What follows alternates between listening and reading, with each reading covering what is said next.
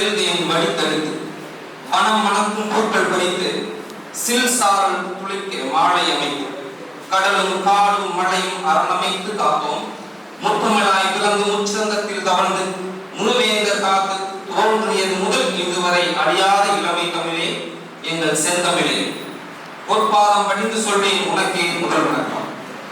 வித்யாசாகர் கலை மற்றும் அறிவியல் கல்லூரியின் தமிழ் இலக்கிய துறை துவக்க விழா, கதம்பம் நிகழ்ச்சியின் தொடக்க விழா, நூல் அறிமுக விழா என இம்முப்பெரும் விழாவிற்கு அனுமதி வழங்கிய எம் கல்லூரியின் செயலர் திருமதி பத்மாவதி சத்யநாதன் அம்மையார் அவர்களுக்கும், எம் கல்லூரியின் நிர்வாக அரங்காவலர் திருமதி விக்ரம் சத்யநாதன் ஐயா அவர்களுக்கும் வணக்கத்தையும் வரவேற்பையும் உரித்தாக்கிக் கொள்கின்றேன்.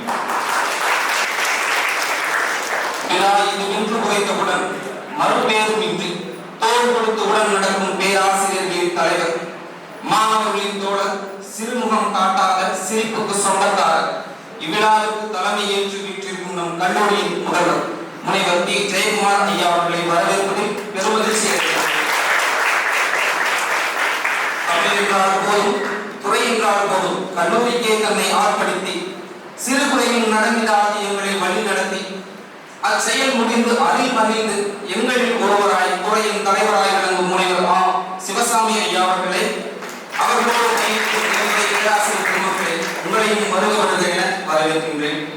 இம்முப்பெரும் விழாவில் கஜராஜன் கடின் தாத்தா என்னும் நூலினை அறிமுகம் செய்திருக்கின்ற திரு சம்ஸ்தின் ஹீரா அவர்களை நாம் நிகழ்வின் சார்பாக வருக வருக என அன்போடு வரவேற்கின்றேன். முன்னதாக இயற்காளர் அவர்களை அறிமுகம் செய்திருக்கும் எம் துறை பேராசிரியை பாசத்திற்குரிய தோழி கா சந்தியா அவர்களையும் வரவேற்க கடமைப்பட்டுள்ளேன். படைத்த நூலினை கல்லூர் பயின்று அதன் சுவை இன்னதனை எடுத்துரைக்க அன்புடன் ஏற்றுக்கொண்டு ஏற்புரை ஆற்றிட இலக்கிய உலகில் இன்னும் பல படைப்புகளை வழங்கி விருதுகள் பல பெற்றிட காத்திருக்கும் கஜராஜன் கடின் தாத்தா என்னும் நூலின் ஆசிரியர் திரு யோகேஸ்வரன் அவர்களை வருக வருக என உங்கள் சார்பாக நிகழ்வு நிறைவாய் நன்றி உள்ள எம் துறை பேராசிரியை அன்புக்குரிய நா பவித்ரா அவர்களையும் எம் கல்லூரியின் பிற துறை பேராசிரியர்கள், துறை தலைவர்கள், இருபால் மாணவ செல்வங்கள் அனைவரையும் வருக வருக என அன்போடு வரவேற்கின்றேன். மேலும் இவ்விழா சிறக்க அமைய துணையாக இருந்த எம் அலுவலக நண்பர்கள், ஒளி அமைப்பாளர்கள், இந்நிகழ்வை பதிவு செய்து கொண்டிருக்கக்கூடிய நம் முன்னாள் மாணவர்கள் நாகராஜன் மற்றும் கார்த்திக் ராஜா ஆகியோரையும் வருக வருக என வரவேற்று வாய்ப்புக்கு நன்றி கூறி அமர்கின்றேன். நன்றி, வணக்கம். அனைவருக்கும் என்னுடைய காலை வணக்கத்தை உரித்தாக்கிக் கொண்டு இந்த நல்ல ஒரு தருணத்தில் நானும் இந்த நிகழ்வில் பங்கேற்பதற்காக மிகவும் சந்தோஷப்படுகிறேன். ஒரு 10 minutes லேட் ஆயிடுச்சு, ரொம்ப சாரி. கீழே வந்துட்டு பிளட் டொனேஷன் கேம்ப் போயிட்டு இருக்கு. திடீர்னு சொல்லிட்டு நந்தகுமார் கூப்பிட்டாரு, சார் நீங்க வந்து அப்படியே இனாகிரேட் பண்ணி வச்சுட்டு எவ்வளோ போயிருங்க அப்படின்னாரு. நம்மளதான் என்ன உள்ள போயிடுறது தொடங்கி வைக்கிறது அப்படின்னு சொன்னேன். அடுத்த வாரம் சொல்லிடுறாரு, சார் நீங்க அப்படியே பிளட் கொடுத்தீங்கன்னா நல்லா இருக்கு சார் அப்படின்ட்டாரு. மறைக்க முடியல. சரி நம்மளும் வந்து ரொம்ப நாள் ஆச்சு பிளட் கொடுத்து அப்படின்னு சொல்லிட்டு பிளட்டை கொடுத்துட்டு நான் எங்க வரதுனால ஒரு 10 minutes late. Sorry for that. First, I congratulate the Tamil department, Sivasamy sir and Navarajan sir and the team for making a good effort. அதாவது திடீர்னு வந்துட்டு சிவசாமி சார் சொன்னாரு, சார் இந்த மாதிரி 3 விழாவையும் ஒட்டுக்கா நடத்த போறேன் அப்படின்னாரு. அது முக்கியமா வந்து சார் எப்போ பண்ண போறீங்கன்னா சார் வர ஃப்ரைடேவே வச்சிடறேன் அப்படின்னாரு. சார் இப்பதான் சார் ஒரு ஃபங்க்ஷன் முடிஞ்சிச்சு, இப்போ போன வாரத்தை ஒரு 14ஆம் தேதி ஒரு இதை முடிச்சோம், அதுக்குள்ள ஃப்ரைடேவே வைக்கணுமா? ஆமாம் சார் வச்சுதான் சார். சார் அன்னைக்கு தான் வந்து ரோட் ட்ராக்கோட பிளட் டொனேஷன் கேம்ப் இருக்கு, இல்லை நம்ம இதையும் சேர்த்து பண்ணிடலாம் அப்படின்னாரு. அப்புறம் பார்த்துட்டு இருக்கும்போது திடீர்னு வந்துட்டு நான் யாரும் சார் சீஃப் கெஸ்ட் அப்படின்னு சொல்லி கேட்கிறேன். யூஸ்வலாக அதை கேட்குற கேள்வி வேற, யார் வர்றாங்க அப்படின்னு சொல்லிட்டு நம்மளுக்கு தெரிஞ்சுக்கிற ஒரு ஆர்வம். சார் யோகேஸ்வர், அதாவது வந்து நான் அவர்கள் சொல்லும் போது வந்து கஜராஜன் கலின் தாத்தா அப்படின்னு சொல்லிட்டு நூல் எழுதுனுடைய ஆசிரியர் அப்படின்னாரு. ஓ, மிகப்பெரிய எழுத்தாளர் போல இருக்கு. அப்படின்ட்டு, அதாவது நான் என்ன நூல் எழுதுறவங்களை நான் பார்த்த வகையில நான் எப்படி பார்த்திருக்கிறேன்னா, நீங்களும் அப்படிதான் பார்த்திருப்பீங்கன்னு நினைக்கிறேன் இல்லைங்களா? ஒரு 9 வயது சிறுவன் நூல் எழுதியதை நீங்க பார்த்திருக்கீங்களா? சரி சார், சத்தமா சொல்லலாம். நான் இப்பதான் ஃபர்ஸ்ட் டைம் பார்க்கிறேன். ஏன்னா வந்துட்டு என் பையன் காலேஜ்ல படிக்கிறான். காலேஜ்ல படிக்கும் போது வந்துட்டு நிறைய கேள்வி கேட்பேன். ஒரே ஒரு வார்த்தை தான் சொல்லுவான், ஏன்பா, எஸ்பா, ஓகேப்பா. வாட்ஸ்அப்ல 2 மெசேஜ் அனுப்புவான். அப்போ இந்த மந்த்துக்கு வர வேண்டியது வரல அப்படின்பா. அப்படின்னா என்ன? இந்த மாசம் அனுப்ப வேண்டிய கை செலவுக்கு உண்டானது நீங்க அனுப்பல. Do it as early as possible. Do it as early as possible. சரி, அனுப்புனதுக்கு அப்புறம் ஒரு மெசேஜ் வரும். நானும் கூட எதிர்பார்ப்பேன், தேங்க்யூ அனுப்புவோம்னு எதிர்பார்ப்பேன். ஆனா ரிசீவ்னு ஒரு மெசேஜ் வரும். அது எல்லா வீட்லயும் நடக்கிறாங்க. உங்க வீட்லயும் அப்பாவோட நீங்க போயிட்டு ரொம்ப நேரம் பேச போறீங்க, ஒன்றும் பேச மாட்டீங்க. எப்படிப்பா போகுது காலேஜ்? போகுதுப்பா. அது மாதிரி நானும் பார்த்துருக்கேன். என் பையன்கிட்ட இது மாதிரி நிறைய டைம் சொல்லும்போது சொல்லியிருக்கேன், தம்பி புக் எழுதுப்பா, நிறைய ஏதாவது பண்ணப்பா அப்படிங்கிறதுலாம் சொல்லியிருக்கேன். பட் நான் நேரடியாக பார்க்கும்போது வந்து யோகேஸ்வரனை வந்துட்டு கொஞ்சம் எனக்கே வந்து ஒரு மாதிரி இதாக இருக்கு. இந்த ஏஜ்ல 9 வயசுல ஒரு புத்தகம் எழுதக்கூடிய தகுதி. இங்க வரும்போது வந்து நான் ஒன்னே ஒன்றுதான் கேட்டேன், இவ்வளவு பெரிய க்ரௌட் அப்படின்னு கேட்கும்போது ஒன்று சொன்னாப்ல, ஸ்டேஜ் ஏறுறதையும் சார் என்கிட்ட நீங்க மைக்கு கொடுத்துடணும் சார், ஹேண்ட் மைக் தான் சார் எனக்கு வேணும், எனக்கு வந்து ஸ்டேஜ் மைக் வேண்டாம் சார் அப்படின்னு.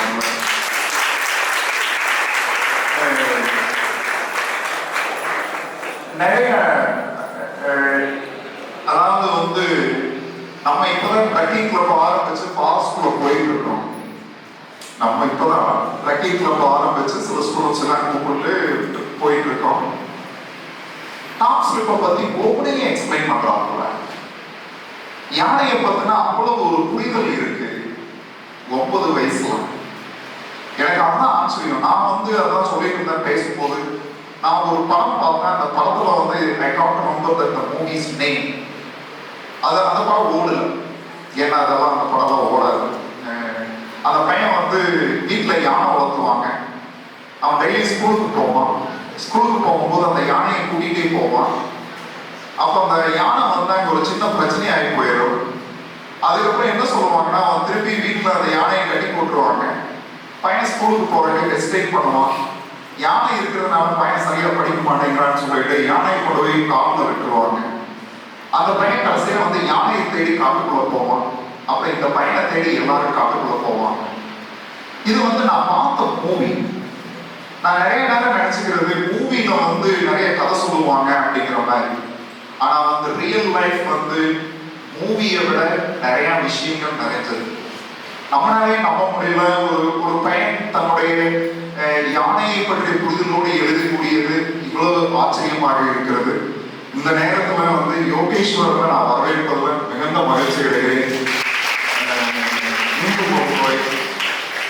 நான் ரொம்ப நேரம் எடுத்துக்க விரும்பல, ஏன்னா நான் வந்து நிறைய நேரம் உங்க கூட பேசிட்டே தான் இருக்கிறேன். நீங்களும் நினைச்சுக்கிறீங்க சார் மைக் வச்சிருந்தா அவ்வளவு சீக்கிரம் விட மாட்டாரு அப்படின்ட்டு. And also I welcome once again தி எழுத்தாளர் சம்ஸ்தீப் பொள்ளாச்சி வட்டத்திலிருந்து வருகை கொடுத்திருக்கிறீங்க. மிகவும் நன்றி. எங்க மாணவர்களுக்காக ஏதாவது நீங்க எங்களுக்கெல்லாம் ஏதாவது, அதே மாதிரிதான் சாரை பத்தி யோகேஸ்வரனோட பேரண்ட்ஸ், அவர் வந்து பாத்தீங்கன்னா சிறந்த ஒரு, நீங்க எவ்வளவு தூரம் எனக்கு தெரியும் தெரியல, நாடகத்துறையும் கூத்துப்பட்டறையும் இதெல்லாம் கேள்விப்பட்டிருக்கிறீங்க அப்படின்னு தெரியல. ஏன்னா சில பேர் இதுல வந்து ரொம்ப விருப்பமா இருப்பாங்க. நாடகத்துறைக்குள்ள எப்படி போறதுன்னு தெரியாது. அந்த சினிமாவுக்குள்ள வந்து அப்படியே நுழைஞ்சதையும் வந்து சினிமாவில் மேல போயிடலாம். அதெல்லாம் கிடையாது. முதல்ல வந்து நீங்க நாடகத்துல வந்து பர்ஃபார்ம் பண்ணணும். ஸ்டேஜ் பர்ஃபார்மன்ஸ் ரொம்ப முக்கியம். அதுவும் வந்து ஸ்டேஜ்ல வந்து இது மாதிரி பேசுறது அதோட ரொம்ப முக்கியம். ஏதாவது பேசிக்கலாம், நடிக்கிறது யோசிச்சு பாருங்க. ஏதாவது ப்ரிப்பேர் பண்ணிட்டு வந்து பேசிக்கலாம், வெரி டிஃபிகல்ட். அவங்க பேரண்ட்டுக்கு என்னுடைய வாழ்த்துக்கள். அதோட பெருமை மேடம் வந்து நம்மளுடைய ஓல்டு ஸ்டூடெண்ட். நம்மளுடைய ஓல்டு ஸ்டூடெண்ட் அதாவது வந்து கல்லூரிக்குள்ள நுழைஞ்சதுல இருந்து இந்த கல்லூரியில தான் இருந்த 3 வருடங்கள் இல்லைங்களா மேடம்? 6 வருஷம் யூஜி பிஜி ரெண்டுமே. இன்னைக்கு திருப்பியும் இந்த கல்லூரிக்கு வருகை கொடுத்தவர் ரொம்ப சந்தோஷம். உங்களோட எக்ஸ்பீரியன்ஸ் நீங்க எங்க மாணவர்களோட ஷேர் பண்ணிக்கணும்னு கேட்டுக்கிறேன். இந்த வாய்ப்புகள் எல்லாமே வந்து நீங்க நினைச்ச கூடாது உடனே வந்து பிரின்சிபால் இதுல ஏதாவது வந்து கமிஷன் பர்சன்டேஜ் இருக்கும், இதுல ஏதாவது இவர் வந்து அடுத்த லெவல்ல போட்டே கட்டி மேல போயிடுவார். ஒன்றும் கிடையாது. போதும். It is enough for me. பையன் அடுத்த வருஷம் காலேஜ் முடிச்சான்னா அவன் பார்த்துப்பான். அவன் வாழ்க்கை நான் வாழ முடியாது, என் வாழ்க்கை அவன் வாழ முடியாது. The same thing applies to you. வந்தவங்களை நீங்க பயன்படுத்துங்க. உங்களுக்கு ஏதாவது இந்த துறை சார்ந்து இதுல நீங்க டிராவல் பண்ணணும்னு நினைச்சீங்கன்னா அவங்ககிட்ட கேள்வி கேளுங்க, உங்களை இன்ட்ரோடியூஸ் பண்ணிக்கங்க. அதுக்கான களம் தாண்டி இதை விட வந்துட்டு நிறைய வந்து இப்போ வந்து அடிக்கடி நான் சொல்லிட்டு இருக்கிற பரணி பிரியா இப்ப 2ஆம் ஆண்டு உங்களை மாதிரி 1ஆம் ஆண்டு மாணவியா வரும்போது வந்து பரணி பிரியாவும் யாருமே எங்களுக்கு தெரியாது. ஒரு 2 மேடைகளை நாங்க யாருமே கண்டே பிடிக்க முடியல. ஒரே ஒரு ஸ்டேஜ்ல பேசினா பாடி போயிடும். உங்களுக்குள்ள அந்த மாதிரி யாராவது இருப்பீங்க, நல்ல பேச்சாளர்கள் இருப்பீங்க, நல்ல பாடகர்கள் இருப்பீங்க, நல்ல நடிகர்கள் இருப்பீங்க. உங்களுடைய தனித்திறமையை வெளியில கொண்டு வர வேண்டியது கல்லூரியுடைய வேலை. உங்களுக்கு ஒரு பிளாட்ஃபார்ம் அமைச்சு கொடுக்க வேண்டியது எங்களுடைய வேலை. இதெல்லாம் நீங்க மெருகேறிக்கணும். அதுக்கு உண்டான தொடக்க விழாம இது. அந்த தொடக்க விழாம எனக்கு வாய்ப்பளித்ததற்கு நன்றி கூறி விடைபெறுகிறேன். நன்றி, வணக்கம்.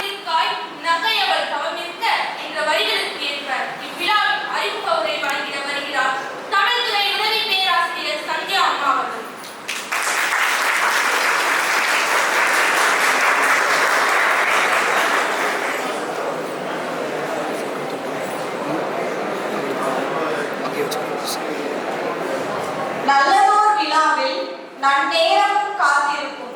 அந்த வகையில் முப்பெரும் விழாவில் அறிமுக உரை வழங்க வாய்ப்பை வழங்கிய அனைத்து நல் உள்ளங்களுக்கும் நன்றி பாராட்டி எனது உரையை துவங்குகிறேன்.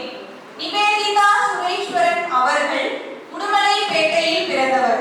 இளங்கலை மற்றும் முதுகலை பட்டங்கள் இரண்டினையும் நமது உடுமலை வித்யாசாகர் கலை மற்றும் அறிவியல் கல்லூரியில் பெற்றார் என்ற பெருமைக்கு உரியவர். 2014ஆம் ஆண்டு சுரேஸ்வரன் என்பவரை திருமணம் செய்து கொண்டார். இவர்களது மகன் யோகேஸ்வரன் அவர்கள் தனது 8 வயதிலேயே கஜராஜன் கலீம் தாத்தா என்னும் பசுமை இலக்கிய படைப்பு ஒன்றினை எழுதியுள்ளார். அப்புத்தகம் ஆங்கிலம் மற்றும் பிரெஞ்சு மொழியில் மொழிபெயர்க்கப்பட்ட சிறப்பினை உடையது.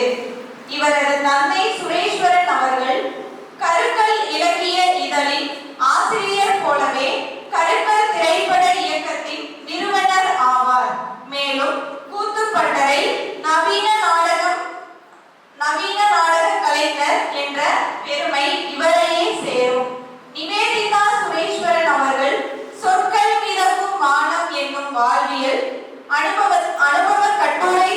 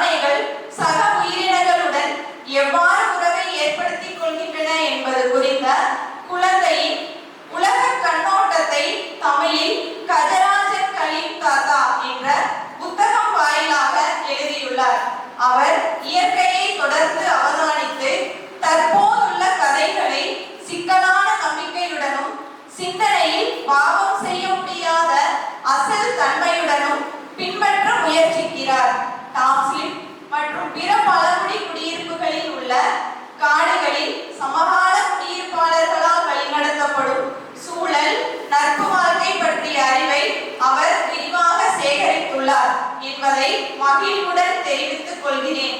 இவ்விழாவிற்கு இந்த முப்பெரும் விழாவிற்கு சிறப்பு விருந்தினரை அறிமுகம் செய்து வைத்து அறிமுக முறை வழங்கிட நல்லதொரு வாய்ப்பளித்த அனைவருக்கும் நன்றி பாராட்டி விடைபெறுகிறேன். நன்றி, வணக்கம். முத்தமிழ் போல சிறப்பாக நடக்கும் முப்பெரும் விழா. அந்த வகையில் சிறப்பாக அறிவுரை வழங்கிய சத்யா அம்மா அவர்களுக்கு மனமார்ந்த நன்றிகள். அடுத்ததாக இன்றைய விழாவில் சிறப்பு விருந்தினருக்கு சிறப்பு செய்யும் தருணம். சிறப்பு செய்து வாழ்கிற நம் கல்லூரியின் பேராளுமை மிக்க பெருந்தகையாளர், நம் கல்லூரியின் முதல்வர் முனைவர் டி. ஜெயக்குமார் ஐயா அவர்களை அன்புடன் அழைக்கின்றோம்.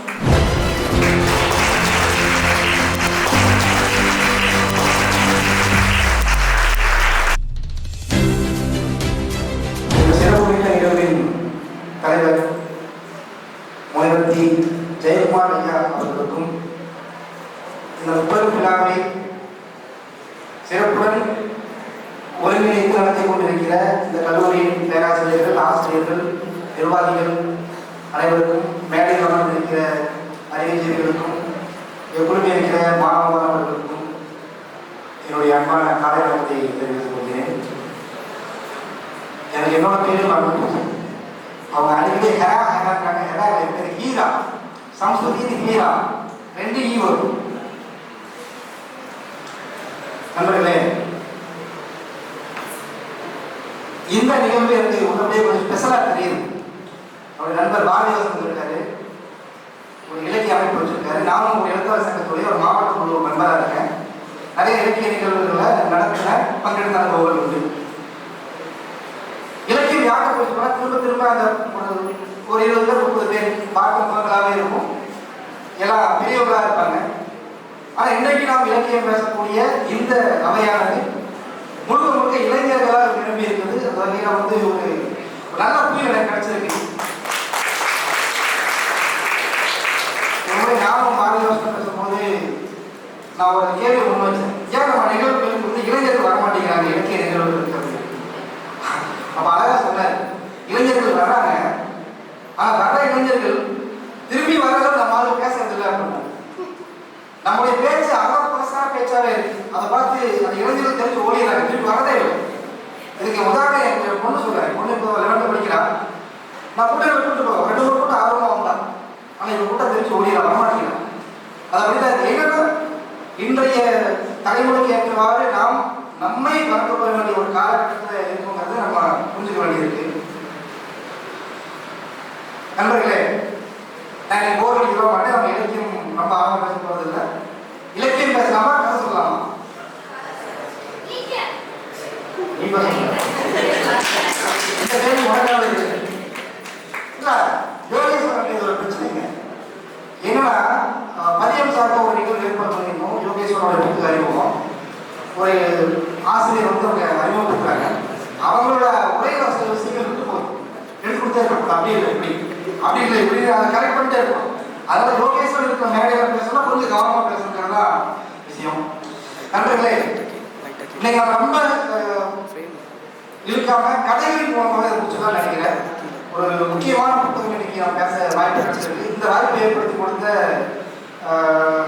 சுரேசன் அவர்களுக்கும் நிவேதிதா அவர்களுக்கும் வித்யாசாகர் கலை அறிவியல் கல்லூரிக்கும் என்னுடைய மனமார்ந்த நன்றியை தெரிவித்துக் கொள்கிறேன். ஒரு கேள்வி ஆரம்பிச்சலாம். ஒரு விதைக்குள் என்ன இருக்கிறது? யாராவது சொல்லுங்க. ஒரு விதை இருக்கு, விதைக்குள் என்ன இருக்கும் சொல்லுங்க.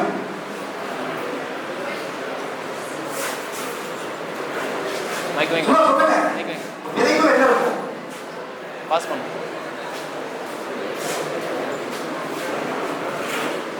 யாராவது சொல்லுங்க, ஒன்றும் பிரச்சனை இல்லை, தப்பா இருந்தா யோகேஷ் சொல்லுமா. ஒரு விதைக்குள் என்ன இருக்கும்? மைக்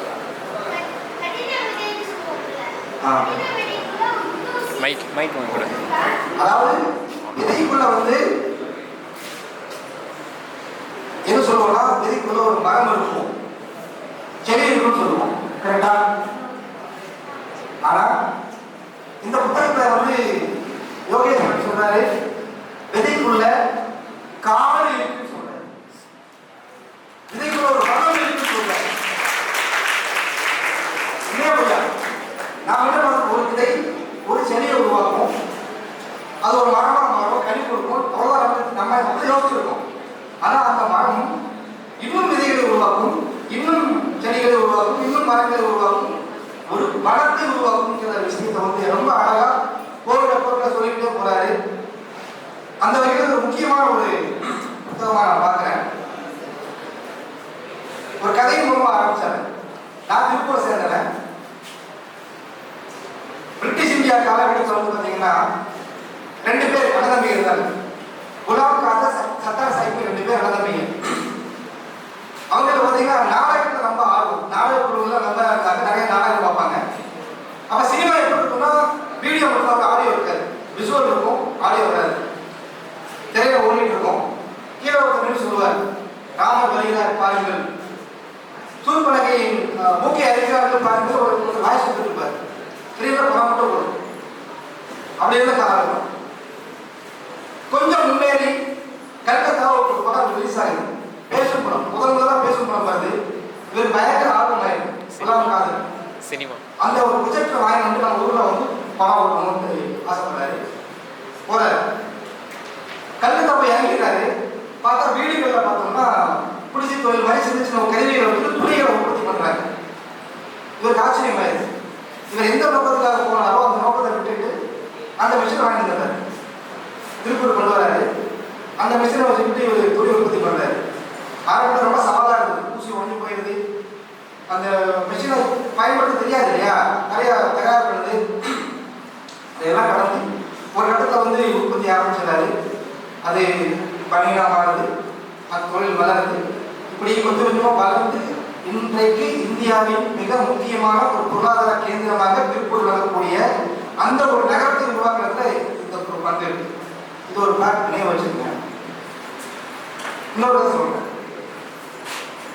இந்த கதை வந்து ஒரு அறிஞர் இருக்கிற கதை. அந்த அறிஞர் என்ன பண்ணுவாருன்னா எல்லாத்தையும் அப்படி ஒரு கேமரா மாதிரி உட்கிரைக்கக்கூடிய ஒரு ஆர்வம் இருக்கு. அந்த அறிஞருடைய அம்மா அப்பா 2 பேருமே அறிவுஜீவிகள். பல இடங்களுக்கு பயணிக்கிறாங்க. பல இடங்களை வந்து அந்த குழந்தை கற்றுக்கிட்டே வருது, அந்த அறிஞர் கற்றுக்கிட்டே வராரு. ஒரு இடத்துல அந்த அறிஞர் ஒரு கேள்வி கேட்கிறாரு அவங்க அப்பா கிட்ட, நான் இது வரைக்கும் கற்றுக்கிட்ட அனுபவங்களை, உள்வாங்க அனுபவங்களை பதிவு பண்ணலான்னு நினைக்கிறேன், ஒரு புத்தகமாக எழுதலான்னு நினைக்கிறேன் அப்படின்ட்டு கேட்காரு. அவங்க அப்பா சிரிக்கிறாரு, போப்பா அப்படின்னு. ஆனால் அவர் இல்லை, திரும்ப ஆர்வமாக சொல்றாரு, நான் என்னால் முடியும், நான் பண்ணுறேன். ஒரு இடத்துல அந்த அப்பா புரிஞ்சுக்காரு, ஏதோ இருக்கு, சரி எழுத அப்படிங்கிறாரு. எழுதுறாரு. அவர் தனக்குள் சேகரித்த அனுபவங்களை தொகுத்து ஒரு புத்தகமா நம்ம கொடுத்துருக்காரு. அந்த அறிஞர் வந்து நம்ம யோகேஸ்வரன் தான். இதுல முக்கியமா நான் சொல்ற விஷயம் என்னன்னா, அந்த சர்தார் சாஹிப்க்கு எப்படி ஒரு ஸ்பார்க் கிடைச்சது, ஒரு சினிமா ப்ரொஜெக்ட் வாங்க போனவருக்கு ஒரு ஸ்பார்க் கிடைச்சுதான் அவர் வந்து இந்த விஷயம் வந்தாரு. அது போல யோகேஸ்வரன் பல நிகழ்வுகளுக்கு போயிருக்காரு. நம்ம பார்த்தீங்கன்னா ஒரு போறோம், குழந்தைங்க என்ன பண்ணுவாங்க, அங்கே ஒரு விளையாட்டா இருக்கும், ஜாலியா இருக்கும் போதும். ஆனால் யோகேஸ்வரன் அப்படி இல்லை. அந்த பகுதிகளை ஒரு சொல்லுவாங்க, அவரோட ஏற்பொருள் கிடைக்கும் தெரியும். ஒரு பறவை எப்படி கத்தும், ஒரு விலங்கு எப்படி கத்தும், ஒரு பறவையின் அல்லது ஒரு விலங்கினுடைய பொருளுக்கு பின்னால் இருக்கக்கூடிய நோக்கம் என்ன, தேவை என்ன, அதான் தெரிஞ்சு வச்சிருக்கு. பிரமிப்பா இருந்துச்சு. இது ஏன் சொல்றேன்னா, அந்த ஒரு ஸ்பார்க், அந்த குழந்தைக்கு ஒரு ஸ்பார்க், நாம் கத்துக்கிட்ட விஷயத்தை வந்து மற்றவங்களும் தெரிஞ்சுக்கிட்டோம், நம்ம அனுபவங்களை மற்றவங்களும் தெரிஞ்சுக்கிட்டுங்கிற ஒரு அந்த ஸ்பார்க் வந்தது. இன்றைக்கு ஒரு அருமையான புத்தகத்தை நம்ம கையில் கொடுத்துருக்காரு. இதில் பாராட்ட வேண்டியது அந்த குழந்தை மட்டும் இல்லை, பெற்றோர்களையும் பாராட்டணும். ஏன்னா அந்த ஸ்மார்ட் பத்தப்போ வந்து உலகத்துக்கு இந்த வேலை போன்னு சொல்லாம அவனை என்கரேஜ் பண்ணி ஒரு நல்ல எழுத்தாளரை எங்களுக்கு உருவாக்கி கொடுத்துருக்கீங்க. நன்றி தோழர்களே.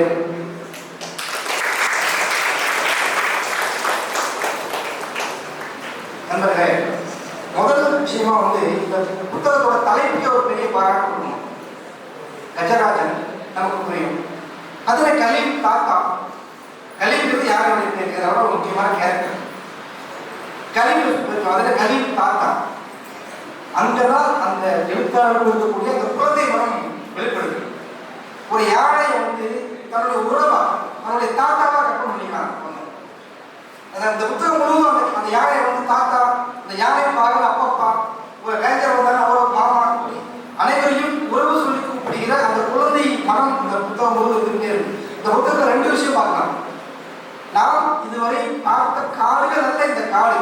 இந்த காடு ஒரு 7 வயது சிறுவனின் பார்வையில் விரியும் காடு. ஒரு காட்டை நம்ம எப்படி பார்க்கணும், எப்படி பார்த்துருக்கோம். அதுக்கு மாற்றா ஒரு காட்டை நாம் எப்படி அணுக வேண்டும், ஒரு காட்டோடு ஒரு மனிதன் எப்படி தொடர்பு வைத்துக் கொள்ள வேண்டும், ஒரு மனிதனுடைய அடிப்படை கடமைகள் என்ன. ஒரு டூர் போறோம், ஒரு ட்ரிப்பு போறோம் அப்படின்னா, காட்டுக்கு போறோம் அப்படின்னா நம்ம என்ன பண்ணணும்.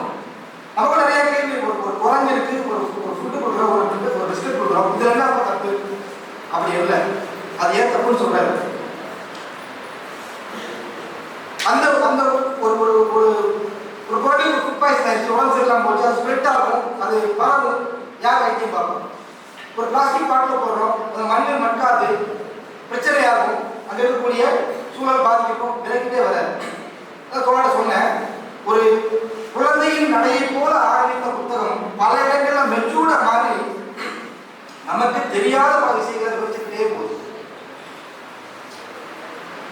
மிக முக்கியமான புத்தகம், வாய்ப்புள்ள நண்பர்களுக்கு வந்து வாங்கி படிங்க. கலீம் தாத்தா. இந்த கேரக்டருடைய ரோல் என்ன அப்படின்னா வந்து அவருடைய யானை, குங்கி யானை. அதுவும் சொல்றாரு. நம்ம என்ன குங்கியை சொல்ல சொல்றோம், குங்கி யானை. அது வந்து மனிதனுக்கு மனிதனோடு இருக்கக்கூடிய யானை, யானை அப்படின்னு அவர் வருத்தப்படாது. ஏன் குங்கியா வைக்கிறீங்க, காட்டில் இருக்க வேண்டியதானே, அதே பிடிக்கிறீங்க, அதோட காலை இருக்குல்ல. ஒரு கேள்வி, எவ்வளவு நுட்பமான மனம் பாருங்க. அந்த குழந்தைகளுடைய மனம் அதுதான். ஒரு யானை காட்டில் இருக்கு, அதை கூட ஏன் நீங்க பழக்கப்படுத்துறீங்க, உனக்கு என்ன பிரச்சனை அப்படின்னு சொல்றாரு. ஆனால் அது தெய்வ வரை சொல்றாரு. அந்த ஒரு யானை இல்லை, எல்லா யானைகளையும் நாங்கள் பிடிப்பது குங்கியா கொடுத்து. சில குட்டிகள் தங்களுடைய கூட்டத்தை விட்டு பிரிந்து வந்துடும். அந்த வழக்காளர்கள் குட்டி கொண்டே திரும்ப கூட்டத்தில் சேர்க்க முயற்சி பண்ணுவாங்க. ஆனால் கூட்டம் ஏற்றுக்காது, வழிமாறி போயிடும். அது போன்ற குட்டிகளை கொண்டு வந்து வளர்ப்பாங்க. சில யானைகள் வந்து உணவுக்காகவோ தண்ணிக்காகவோ வந்து கடன் மாதிரி கீழே இறங்கிடும். இவங்க வேற அனுப்புவாங்க, ஆனால் போய் சேராது. அது போன்ற யானைகளை இப்படிப்பட்ட வேற வழியே இல்லாம வேறப்படுகிற யானைகள் தான் குட்டிகளா வந்து அவங்க, அது நம்பிக்கை வேற விஷயம். ஆனால் ஒரு ஆய்வு மாணவனாக, ஒரு காட்டை ஆய்வு செய்யக்கூடிய ஒரு அறிஞராக அவன் என்ன சொல்றான் அப்படின்னா வந்து காட்டுக்குள்ள அனைத்தையும் அறிவியலாக பார், அறிவில் கொண்டு பார். எதையும் வந்து எக்ஸ்ட்ரா வந்து அதுக்கான முலாம் தேவை, அது ரொமான்டிஸ் பண்ண தேவையில்லைன்னு சொல்லிட்டு வர. அது ஒரு முக்கியமான விஷயமா நான் பார்க்கிறேன். நண்பர்களே, இதனுடைய போக்கில் என்ன ஆகுதுன்னு கேட்டீங்க அப்படின்னா, ஒரு 2 நிமிஷம் சொல்லி முடிச்சு நான் சொல்லியிருக்கேன். பெண்குயின் பிடிக்கிறார், பெண்குயின் பிடிக்கிறார். அழகான பறவைகள், அழகா இருக்கு. ஆனால் ஒரு தகவல் தெரியுமா, கோவை சந்தோஷம் சொல்றாரு, பெண்குயின்கள் முட்டை வைப்பதை வந்து கைவிட்டு சொல்றாரு. அதிர்ச்சியா இருக்கு கேட்கணும். ஏன் கைவிட்டு? இயற்கை பொருளாதாரத்தில் கேட்கப்படும் போது இப்படி வந்து ஒரு உயிரினம் தன் முட்டையிடுவதை நிறுத்தி சொல்றாரு. எப்படிட்டு அதை தேடி போனாலும் நடக்கிறாரு. இந்த காலநிலை மாற்றத்தால் வந்து அடிக்கடி பனியில் மூழ்கி கடல் மட்டம் உயர்ந்து இந்த வெண்குவின்கள் தான் முட்டையிட்டு அதெல்லாம் முட்டை அடிச்சுட்டு போயிடுது. தொடர்ச்சியாக நடந்துகிட்டே இருக்கு. ஒரு இடத்துல பெண்குவின்கள் தான் முட்டைகளை நிறுத்தி விட்டுனாலும் ஒரு பதிவு பண்ணார் கோவை சந்தாசன்.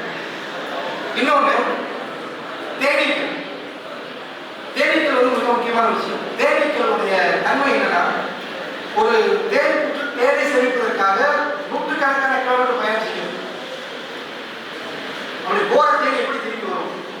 அது வேற ஸ்மார்ட் போன்லாம் கிடையாது. எப்படி வழிபாட்டு வரும்? நினைவுத்திறன். தேனிக்கு ஒரு உண்மையே நினைவுத்திறன் இருக்கு. ஆனால் இப்போது ஒரு ஆய்வின்படி தேனீக்கள் தங்களுடைய நினைவுத்திறனை கொஞ்சம் கொஞ்சமாக இருந்து கொண்டு வருகின்றன பதிவு கொண்டார். இதோட அதிர்ச்சியான விஷயம் படிச்சு அவ்வளோ அதிர்ச்சியா இருந்தார். வேற தேனீக்கள் நம்மளோட காடு என்ன? மனிதர்கள் இல்லாமல் பறவைகளும் விலங்குகளும் வாழ்ந்துவிடும். பறவைகளும் விலங்குகளும் இல்லாமல் மனிதர்கள் வாழவே முடியாதுன்னு தலைமுறை சொல்றாரு. அப்போ எல்லா விலங்குகளும் உயிரினங்களும் பறவைகளும் ஒன்றோடு தொடர்புடையதாக இருக்கும்போது ஒரு தேனி தன்னுடைய செயல்பாடு நிறுத்திடுச்சு, ஒரு பறவை செயல்பாடு நிறுத்திடுச்சு. அப்ப என்ன ஆகும்? அதோட சுழற்சி தடைபட்டு போகும். இது பெரிய பாதிப்பு அவர் பதிவு பண்றாரு.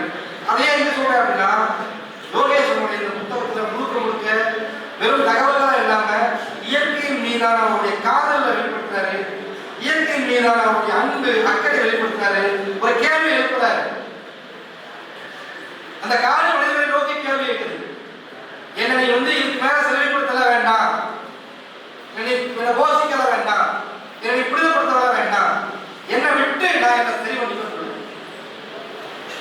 அது காட்டின் குரல் மட்டுமல்ல, காட்டை நேசிக்கக்கூடிய ஒரு மாடு நேசிப்பாங்க அந்த யோகியின் குரல் கூட.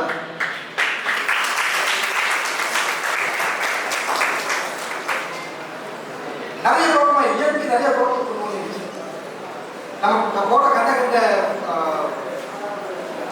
உரங்கள் மூலமா மண் குழம்பி போயிட்டு, விதைகள் குழம்பி போயிடுச்சு, செடிகள் குழம்புது, பூக்கள் குழம்புது, பூக்களில் அவர்களுடைய வண்டுகள் குழம்பி போயிடுது. இப்படி இந்த குழப்பத்தினால்தான் இந்த பருவநிலை மாற்றம் தொடர்ச்சி நிகழ்ந்து அப்படிங்கிற ஒரு பெரிய ஆய்வாக உறுதி பண்ணியிருப்பாரு. அது வாய்ப்பு தான் நான் ஒரு லிங்கை சொல்றேன், கண்டிப்பாக வாசிச்சு பார்த்து முக்கியமான விஷயம். பல செய்திகள் இருக்கக்கூடிய அந்த பகுதி அது. அவ்வளோதான் நினைக்கிறேன். மற்றபடி எல்லாரும் அவருடைய அனுபவத்தை பதிவு பண்ணிட்டே போறாரு. குறிப்பா பொதுவா சொல்லணும் அப்படின்னா ஒரு விஷயம், ஒரு சின்ன கதை சொல்லி கொடுத்தா நினைக்கிறேன். அவருடைய நோக்கம் என்னங்கிறது மட்டும் எனக்கு சின்ன கதை தெரியல. இது அவர் சொன்ன கதை தான் முடிச்சிருக்கோம். ஒரு ஓனாய் கூட்டம் இருக்கு. ஓனாய் கூட்டம் நாளுக்கு நாள் தன்னுடைய எண்ணிக்கை குறைஞ்சிக்கிட்டே வருது. முதல்ல 500 ஓனாய் இருந்துச்சு, அப்புறம் 400 ஆச்சு, 300 ஆச்சு, 50 இருக்கு, எண்ணிக்கை குறைஞ்சிக்கிட்டே வருது. அதை இந்த ஒரு இளம் ஓனாய் கவனிக்குது, என்ன பிரச்சனை கவனிக்குது. பார்த்தா அந்த ரெசார்ட் ஹோட்டலில் ஆட்டோட ரெசார்ட் இருக்காங்க. அந்த ரெசார்ட்ல சாயந்தரம் 5 மணி ஆனா மனிதர்கள் வந்துடுறாங்க. மனிதர்கள் ஒரே புத்தகமா இருக்கு, பாட்டு போடுறாங்க, டான்ஸு, நைட்டானா சரக்கு போடுறாங்க, சவுண்டர். ஏன்னா இந்த ஓலைக்கு இரவு வேலைக்கு போகும், வேலை போக முடியல. அப்போ அந்த ஓலை யோசிக்குது, பெரிய பிரச்சனையா இருக்கு அப்படின்னு. சரி, அப்படி என்னதான் இருக்குது அந்த வாழ்க்கையில், மனித வாழ்க்கையில் அப்படி என்னதான் இருக்கு ஒரு கேள்வி வருது. உடனே நான் மனிதனை மாறணும்னு நினைக்குது, தவம் பண்ணி உட்காந்து. இப்போ ஓலையுடைய கடவுள் வராது. என்னப்பா என்னப்பா பிரச்சனை, ஏன் தவம் பண்றேன், நான் மனுஷனா மாறணும். ஏன் மாறி என்ன பண்ணுறேன், மனிதர்கள் அனுபவிக்கிற அனைத்துக்கும் அனுபவிக்கிறது. அவ்வளோதான் விஷயம். சரி, 1000 ரூபாய் இருக்கிறாரு. ஓனாய் மனிதனா மாறிடு. மனிதனா மாறின ஓனாய் அந்த ரெசார்ட்டுக்கு போகுது. ஹாஸ்பிட்டல் இருக்கிறாரு. எங்கே போகிறேன், நான் உள்ள போகிறேன், டோக்கன் வச்சிருக்கியா, ஐடி கார்டு இருக்கா இருக்கிறாரு. ஐடி கார்டு அப்படின்னா என்ன, வேணுப்பா, அப்போ உள்ள போகும். விளைவு காட்டுறாங்க, விளைவு சுற்றிட்டு இருக்கு, பசிக்குது, ஒரு ஹோட்டல் போகுது, சாப்பாடு போகிறேன்னு சொல்லுங்க. இல்லை, காசு வச்சிருக்கியா, டோக்கன் வச்சிருக்கியா, இல்லை, இப்படி சாப்பாடு தர முடியும். உடனே முதலாளி சரி பரவாயில்ல சாப்பிட்டு போட்டு போட்டு போட்டு வச்சுட்டாரு. சாப்பிட்டியாப்பா, சாப்பிட்டேன். நீ சாப்பிட்ட சாப்பாட்டுக்கு நீ வேலை செய்யணும். இது வேலை செய்யணுமா? மனிதர்கள் வேலை செய்கிறாங்களா? வேலை செய்ய மனுஷன் வாழ்றாங்களா? என்னையா வாழ்க்கை அது? ஒரு மனிதன், ஒரு உயிர் வாழ்வதற்கு வாழ்க்கை போது வேலை செய்யணும் ஒரு கேள்வி ஒரு கூட முன்வைக்குது. நீ அப்படிதான் வேலை செய்யணும். சரி, என்ன வேலை செய்யணும்? ஒரு ரூம் கொடுக்குறாரு, நீ சில பொருட்கள் நீ சேவ் பண்ணணும். உள்ள போய் அந்த ரூம் வந்து பார்த்தா அந்த ரூம் ஃபுல்லா ஓனாய்களுடைய தோலாக போகுது. அந்த தோல் இந்த ஓனாயுடைய சித்தி ஒரு தோல், மாமாவுடைய தோல். ஓனாய் கலங்கிடு, அந்த மனிதனா பார்க்கற அந்த ஓனாய் மனிதன் கலங்கிறான். சரி, ஓகே, சரி போகலாம். அடுத்து ரெசார்ட்டுக்கு போகணும். மரமரத்தில் இன்னும் மரப்படின்னு கேட்கறாங்க. முதல்ல உனக்கு சம்பளம் அவ்வளோதான், இன்னும் எச்சா வேணும் அப்படின்னா நீ விற்பதோடு நிற்காம தோல்களை உற்பத்தி செய்யணும். எப்படி பண்ண முடியும்? வேட்டைக்கு போகும், துப்பாக்கி கொடுத்தாரு. இந்த ஓனாய் மனிதன் போறான், துப்பாக்கி தூக்கி தன்னுடைய சொந்த ஓனாய் கூட்டத்துக்கு வந்து போறான். புளி வைக்கிறான், எல்லா ஓனாயும் ஒளியுது. ஒரே ஒரு ஓனாய் நின்று தெளிப்பா பார்த்துட்டு அந்த ஓனாய் யாருன்னா இந்த மனிதனுடைய அம்மா. அம்மாவுக்கு தெரியும் தானே, மனசா பார்க்கணும், அம்மாவுக்கு தெரியும் தானே. அந்த அம்மா அப்படியே நின்று பார்த்துட்டு உடனே அவர் டிஸ்கஷன் நடக்குது. இந்த மனிதனுக்கு ஒரு பேராசிரியர் என்னோட சேர்த்துக்கணும். அம்மாவை விட இந்த ரெசார்ட் போனதுதான் முக்கியமா தெரியுது. சுட்டு கொண்டது பின்னாடியே நம்ம படிக்க வச்சுட்டு அந்த கல்லூரிகள் நம்ம நிறுத்த முடியும். இதை நம்ம புரிஞ்சுக்க வேண்டியது என்ன அப்படின்னா, மனிதர்கள் தங்களுடைய சுயத்திற்காக காடுகளையும் கார்புயர்களையும் அந்த சூழலையும் இதன் மூலமாக நாம் நம்முடைய வாழ்க்கையை சீர்திருத்திக் கொண்டிருக்கிறோம் என்பதை இந்த புத்தகத்தின் வாயிலாக நேரடியாகவும் மறைமுகமாகவும் பல இடங்களில் சுட்டிக்காட்டக்கூடாது. வாய்ப்பு நண்பர்கள் கண்டிப்பாக இந்த புத்தகத்தை வாங்கி வாசிங்க. நிறைய தகவல்களை தெரிஞ்சுக்க வாய்ப்புகள் கிடைக்கும். இந்த எதிரிகள்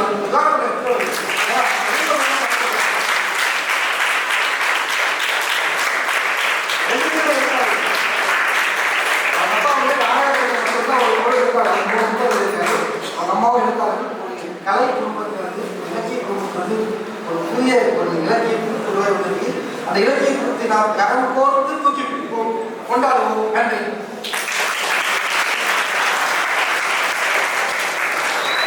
எழுத்தாளர் சம்சுதி கீரா அவர்களையும் நிவேதிதா சுரேஸ்வரன் அவர்களையும் அன்போடு அழைக்கின்றோம்.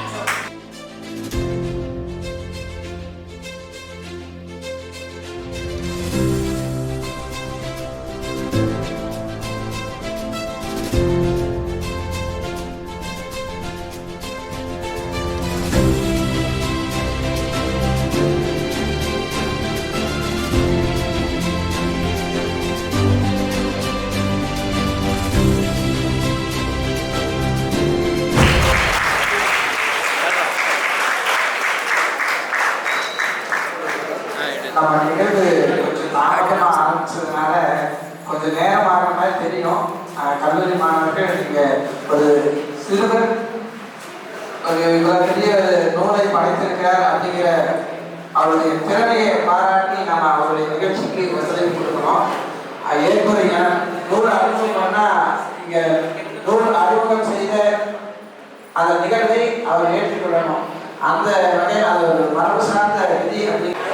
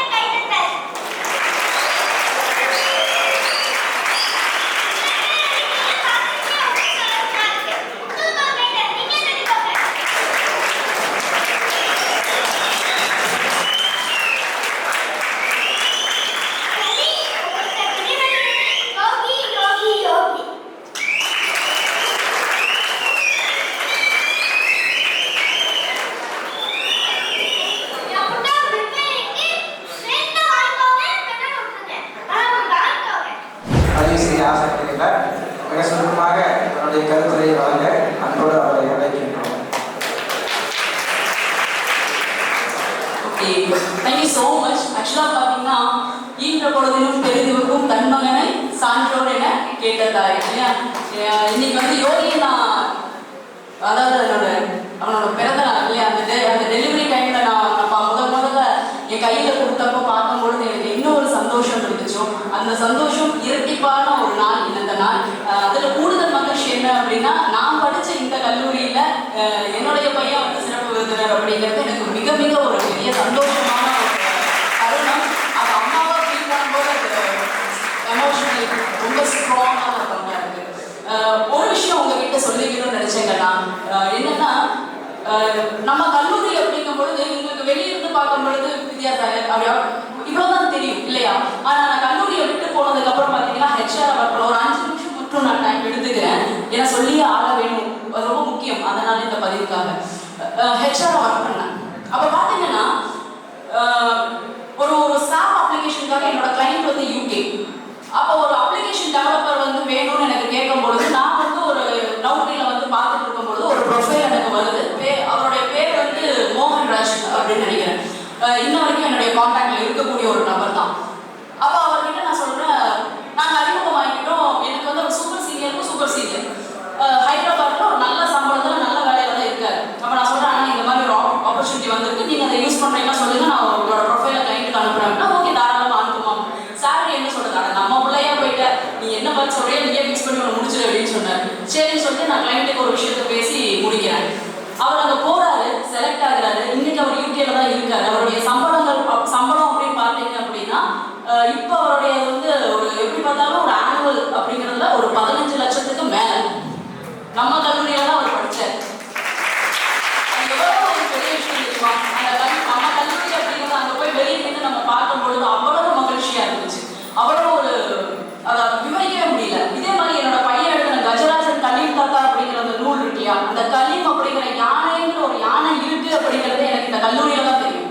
வெற்றிவேல் அப்படிங்கிறது எனக்கு ஒரு C++ ஹேண்டில் பண்ணாரு. நான் பிசிஏ படிக்கும் பொழுது முதல்ல சொன்னாரு, என்னடா C++ படிக்கிற கஷ்டப்படுறீங்க, அங்க ஒரு கலீம்னு யானை இருக்கு, 62 மொழியில கமெண்ட் பாஸ் பண்ணா அது அவ்வளோ அழகா புரிஞ்சுட்டு ரிப்ளை பண்ணுது, நீங்க என்னடா இந்த படிக்கிறதுக்கு இவ்வளவு கஷ்டப்படுறீங்க அப்படின்னா.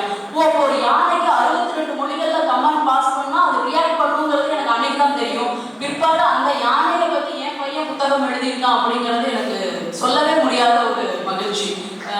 ஸோ எதுவுமே நீங்க ஒரு மாதிரி ஒரு ஸ்டூடெண்டாக இருக்கும்போது ஒரு மாதிரியான ஒரு மனநிலை இருக்கும். ஆனா ஒரு விஷயம் நல்லா நோட் பண்ணிக்கோங்க, இந்த வாட்சை பார்க்கும்போது தான் எனக்கு தோணுச்சு, இந்த வாட்ச் ஓடல இல்லையா, ஆனா ஒரு நாளைக்கு 2 முறை அது சரியான மணியை காட்டும். ஆமா தானே கேட்கல. அட விசில் சத்தமா வருது, எஸ்ஆர்னா சத்தமா வர மாட்டேங்குதப்பா, என்னப்பா இது. பிசிஎஸ்னா கெட்டா இருக்கணும், சத்தமா ஆமான்னு சொல்லுங்க. அதனால சோ ஒரு போடாத வாட்சை 2 முறை சரியான விஷயம் ஒரு நாளைக்கு சரியான செயலை காட்டும் பொழுது நீங்க எப்படி இருக்கணும் சரியா. சோ இந்த இடத்த நல்ல பிளாட்ஃபார்ம் உங்களுக்கு அமைஞ்சிருக்கு, தயவு செஞ்சு யூஸ் பண்ணிக்கோங்க. அடுத்தடுத்து வரக்கூடிய குரூப் எக்ஸாம்ஸ், ஏன்னா நான் யூபிஎஸ்சி ப்ரிப்பேர் ஆகிட்டு இருக்கேன். ஸோ சைமல்டேனியஸ்லி அதுக்கான ட்ரெயினராகவும் இருக்கேன். இதை விட முக்கியம் இன்னொரு விஷயம் என்ன அப்படின்னு பார்த்தீங்கன்னா, டாப் ஸ்லிப்ல இருக்கிற யானை பாகங்கள் தான் என்னோட ஸ்டூடெண்ட்ஸ். அந்த 10th ட்ராப் அவுட்ஸ்க்கு என்னோட ஃபாரஸ்ட் டிபார்ட்மெண்டோட டிடி டைரக்டர், அதாவது டெப்டி டைரக்டர் வந்து ஸ்பெஷல் ப்ராஜெக்ட் அனௌன்ஸ் பண்ணியிருக்காரு. ஸோ அப்போ அவங்களுக்கு தான் நான் அந்த 10ஆம் வகுப்பு இடைநிற்றலுக்கான பாடத்தை எடுத்துட்டு இருக்கேன். எல்லாரும் எழுத்தையே மறந்தவங்க கண்ணா சரியா, உயிரெழுத்து மெய்யெழுத்தெல்லாம் மறந்தவங்க. ஆனா இன்னைக்கு நல்லபடியா வந்து தேர்வு எழுதி அவங்களும் வந்து சில பேர்லாம் பாஸ் ஆகி ரொம்ப ஹாப்பியா இருக்காங்க. ஸோ நான் அதுல இன்னொரு மிக முக்கியமான விஷயம் என்ன அப்படின்னா, நீங்க ஒரு மாதிரி போனுக்கு அடிக்ட் ஆயிட்டீங்க. அவங்க எதுக்கு அடிக்ட் தெரியுமா, லிக்கர். ரொம்ப சொல்லவே கஷ்டமா இருக்கு. ஆனா அதுல என்ன ஒரு விஷயம் நடந்துச்சு அப்படின்னா, நாங்க பாடம் எடுக்கும் போது முதல்ல அவங்களோட மிங்குலாக ரொம்ப சிரமமா இருந்துச்சு. பிற்பாடு அவங்க ஏத்துக்கிட்டாங்க, நம்ம அவங்க நல்லதுக்காக தான் அவங்களுக்கு சொல்லி கொடுக்குறோம், எல்லா விஷயமும் ஏத்துக்கிட்டாங்க. இப்போ ஒரு பையன் இந்த எக்ஸாம் முடிச்ச உடனே சொன்னான், என்னடா எக்ஸாம் முடியறதுக்கு எதுவும் பண்ணாதீங்க ப்ளீஸ் அப்படின்னு சொன்னோம். அவங்களும் சரினாங்க. எக்ஸாம் முடிச்சுட்டு வந்த உடனே அதுல என்னோட ஸ்டூடெண்ட் வந்து சொன்னாங்க, அத்தை நான் இனிமேல் வந்து அதை தொட போறது இல்லை. அப்படியா, ஆமா உனக்காக அதை நான் என் லைஃப்ல இருந்து விட்டுட்டேன். நான் நல்லா இருக்கணும்னு நீங்க நினைக்கிறீங்க, கண்டிப்பா நான் நல்லா வருவேன். அடுத்து அவன் குரூப் 4 ப்ரிப்பேர் ஆகிருக்கோம். ஏன்னா 10th முடிச்சாலே ஒரு குரூப் 4 ப்ரிப்பேர் ஆகணும் தெரியும் தானே. நீங்களாம் காலேஜ் முடிச்சிருக்கீங்க, குரூப் 1க்கு நீங்க எலிஜிபிள். ஐ மீன் இன்னும் 3 வருஷம் கழிச்சு சரியா கண்ணா. ஸோ லைஃப்பை ரொம்ப ஜன்னலோட மொபைலாவே வச்சுட்டு இருக்காதீங்க. மொபைல் இன்னைக்கு ரொம்ப நல்ல ஃபேண்டஸியா இருக்கும். அது ஒரு ரிப்போர்ட், யாராவது ஒருத்தருக்கு நான் இதை பண்ணிருக்கேன் அதை பண்ணிருக்கேன் ஒரு ரிப்போர்ட்டை நீங்க சப்மிட் பண்ணிருக்கீங்க. அதுல டைம் ஸ்பெண்ட் பண்ணாதீங்க. ஹாப்பியா உங்க லைஃப் என்ஜாய் பண்ணுங்க. என்னுடைய கல்லூரி காலம் உண்மையாலுமே சொல்லணும்னா ராமாயணம் சுந்தரகாண்டம் படிக்கிறவங்களுக்கும் அதுல இருக்கிறது ரொம்ப வசந்தமா இருக்கும்னு சொல்லுவாங்க. நான் ரொம்ப சந்தோஷமா சொல்றேன், என்னுடைய கல்லூரி காலம் எனக்கு அப்படியான ஒரு சுந்தரகாண்டம் தான். எனக்கு என்னோட லைஃப்ல எல்லா விஷயமும், என் ஹஸ்பண்ட்ல இருந்து என் குழந்தை வரைக்கும் எல்லா சந்தோஷமும் இன்னைக்கு எனக்கு இருக்கிறது இந்த கல்லூரி காலத்துல எனக்கு கிடைச்ச நம்பிக்கையும் இது அதை வச்சுதான் நான் என் லைஃப் அடுத்த காலத்துல பயணிச்சுட்டு இருக்கேன். ஸோ சேர்ந்து பயணிப்போம். அடுத்தடுத்த நிகழ்வுகள்ல நம்ம சந்திக்கக்கூடிய வாய்ப்பு இருந்துச்சுன்னா ஹாப்பியா அதில் பார்ட்டிசிபேட் பண்ணுவோம். Thank you so much. இவ்வளோ நேரம் நீங்கள் பொறுமையாக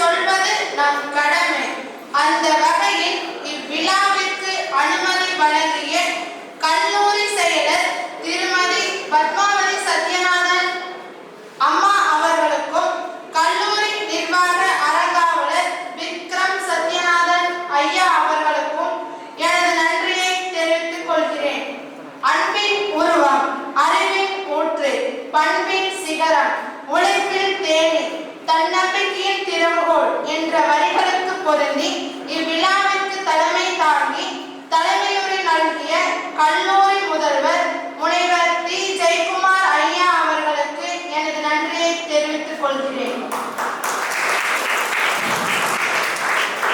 அறிவின் தூண்டுகோல் அகரம் சொல்லி தந்த சிகரம், அறியாமை என்ற இருள் அகற்றும் அறிவு சூரியன் என்ற மொழிகளுக்கு ஏற்ப இவ்விழாவிற்கு வரவேற்புரை நல்கிய தமிழ்துறை பேராசிரியர் நட்ராஜ் ஐயா அவர்களுக்கு எனது மனமார்ந்த நன்றியை தெரிவித்துக் கொள்கிறேன். ஓடுகின்ற குதிரையில் ஜெயிக்கின்ற குதிரையை பற்றி மட்டுமே இந்த உலகம் பேசும். உன் வேலையை உணர்ந்து செய், இந்த உலகம் உனக்காக கைத்தட்டும் என்ற வரிகளுக்கு ஏற்ப சிறப்பான முறையில் சிறப்பு விருந்தினரை அறிமுகம் செய்த தமிழ்துறை பேராசிரியை சந்தியா அவர்களுக்கு எனது மனமார்ந்த நன்றியை தெரிவித்துக் கொள்கிறேன். சிறப்பு விருந்தினராக வருகை புரிந்து பொற்குடத்திற்கு பொட்டு வைத்தது போல் புன்னகையுடன் வீழ்த்திருக்கும் எழுத்தாளர் சம்சுதீன் ஹீரா அவர்களுக்கு எனது நன்றியை தெரிவித்துக் கொள்கிறேன். சிரித்த முகத்துடனும் மலரை பேச்சுடனும் இன்று சிறப்பு விருந்தினராக அமர்ந்திருக்கும் நூலாசிரியர் யோகேஸ்வரன் அவர்களுக்கு கரம் குவித்து சிரம் தாழ்த்தி எனது நன்றியை தெரிவித்துக் கொள்கிறேன். கல்வியின் மிக்கதாம் செல்வம் ஒன்று இல்லையே, கண்மணி கேளடா நீ என்று சொல்லையே, செல்வம் பிறக்கும் நாம் தந்திட தீர்த்திடும், கல்வி தருந்தோறும் மிகச் சேர்த்திடும் என்ற பொன்மொழிக்கேற்ப இவ்விழாவிற்கு ஏற்பாடு செய்த நம் தமிழ்துறை தலைவர் சிவசாமி ஐயா அவர்களுக்கு எனது இதயம் நிறைந்த நன்றியை தெரிவித்துக் கொள்கிறேன். ஒரு விழா